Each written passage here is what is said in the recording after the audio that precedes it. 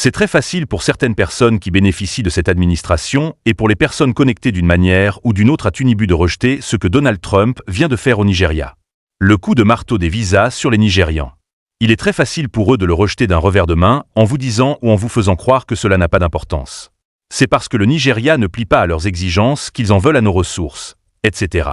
Il est très facile pour eux de faire cela. Mais ne les laissez pas vous manipuler parce que nous savons tous pourquoi les Nigérians voyagent vers les États-Unis, pas seulement pour des pâturages plus vermeils pour l'éducation.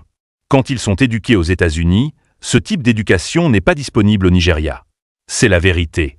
Et après cette éducation, ils sont employés et commencent à vivre la belle vie. Donc tout cela va s'arrêter après ce coup de marteau des visas sur les Nigérians. Beaucoup de gens seront affectés, quelle que soit leur appartenance. Que vous soyez lié à Tunibu, que vous soyez un électeur de l'APC ou un membre, peu importe que vous soyez de l'opposition, cela n'a pas d'importance. Cette interdiction de visa vous affecte. Maintenant, voyons la raison donnée par Donald Trump pour avoir interdit aux Nigérians de visiter les États-Unis. En fait, le Nigeria est confronté à une suspension partielle. Certains visas peuvent encore fonctionner, surtout ceux déjà délivrés, mais l'ambassade pourrait décider de réduire la durée des visas. Et en obtenir un autre, après cela pourrait être difficile parce que votre pays est déjà confronté à une suspension partielle. Maintenant, cette raison est bien sur l'insécurité. Selon le site web de la Maison-Blanche, je cite, « Des groupes terroristes islamistes radicaux tels que Boko Haram et l'État islamique opèrent librement dans certaines parties du Nigeria, ce qui crée des difficultés substantielles de filtrage et de vérification. » Selon le rapport sur les séjours prolongés, le Nigeria avait un taux de séjour prolongé pour les visas B1, B2 de 5,56% et un taux de séjour prolongé pour les visas F, M et J de 11,9%. L'entrée aux États-Unis des ressortissants nigérians en tant qu'immigrants et en tant que non-immigrants avec des visas B1 à B2, F et J est par la présente suspendue. Les agents consulaires réduiront la validité de tout autre visa de non-immigrants délivré aux ressortissants nigérians dans la mesure permise par la loi. Il est maintenant très important que les gens comprennent les visas qui sont suspendus.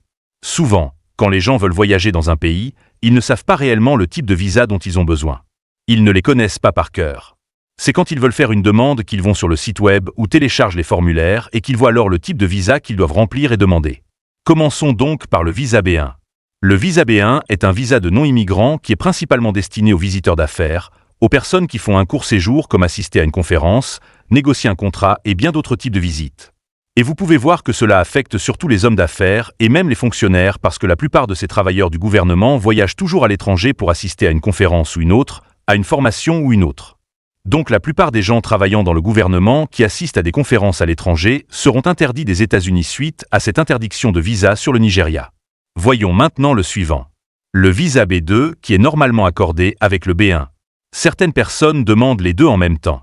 Le visa B2 est principalement pour le tourisme et les vacances ou pour visiter la famille et les amis ou peut-être quelqu'un qui veut voyager pour un traitement médical aux États-Unis. Donc les deux visas sont normalement délivrés ensemble.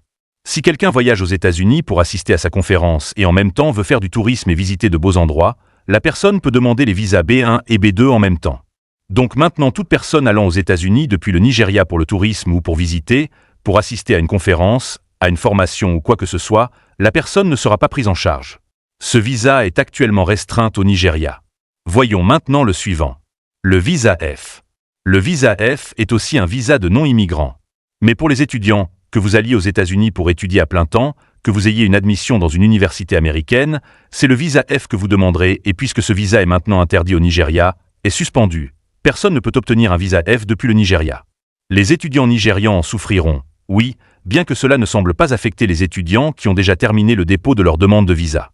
Ils ont reçu leur visa. Ils se préparent juste à voyager aux États-Unis pour continuer leurs études. Mais on ne peut jamais dire comment cela fonctionne parce que les officiers des visas à l'ambassade n'ont pas le dernier mot sur n'importe quel visa. Les agents de l'immigration à l'aéroport, lorsque vous atterrissez aux États-Unis, ont aussi certains pouvoirs. Ils peuvent décider de ne pas vous autoriser l'entrée aux États-Unis. Cela arrive non seulement aux États-Unis, mais dans beaucoup d'autres pays. Donc obtenir le visa est la première étape. La deuxième étape est d'être effectivement autorisé à entrer dans le pays. Oui. Donc les étudiants nigérians, comme déjà dit, en souffriront. Il est en fait difficile actuellement de réunir l'argent pour voyager, alors qu'avant quelques milliers pouvaient vous envoyer dans n'importe quelle université du monde. Mais maintenant qu'ils ont dévalué le Naira, c'est beaucoup plus cher de passer par tous ces processus après avoir obtenu une admission et aller à l'ambassade est très fatigant. Et maintenant qu'ils ont été interdits, les gens ne pourront plus voyager à l'étranger pour étudier jusqu'à ce que cette interdiction soit levée. Voyons maintenant le visa M1. Ce type de visa est destiné aux étudiants qui suivent une formation professionnelle ou tout type de programme académique, comme une école de pilotage ou une formation technique.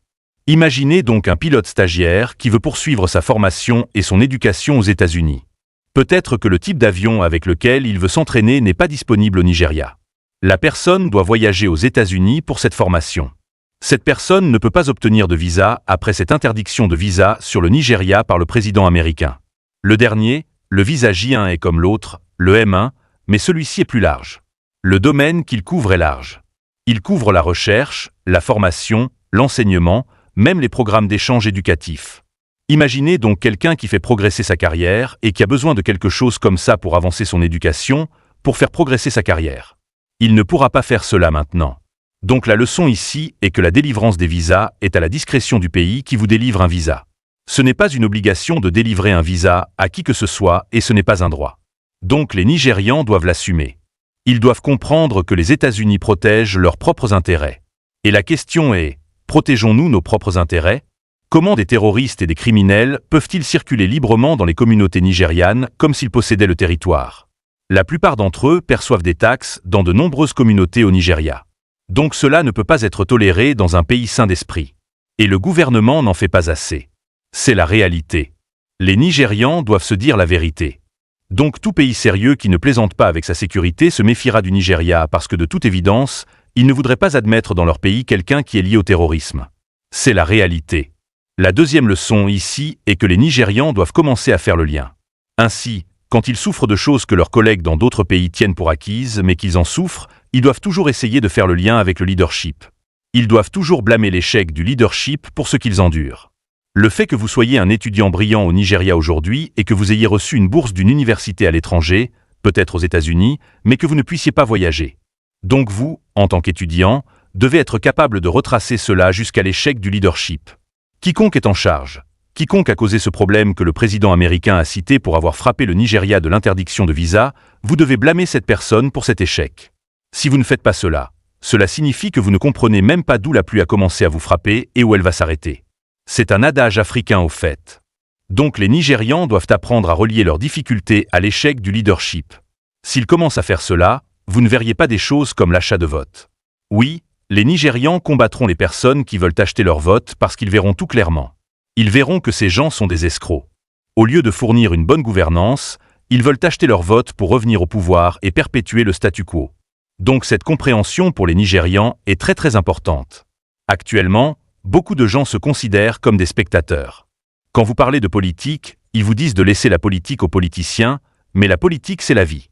Un politicien décide si vous pouvez respirer ou non. Il décide du genre de nourriture que vous mangez. Beaucoup de choses dans votre vie sont décidées par les politiciens.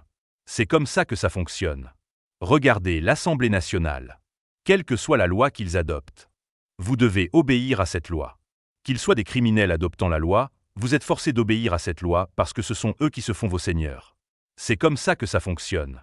Donc beaucoup de gens doivent comprendre que toute difficulté, toute chose que vous êtes censé apprécier en tant que citoyen du Nigeria et que vous n'appréciez pas, vous devez être capable de la relier à l'échec du leadership.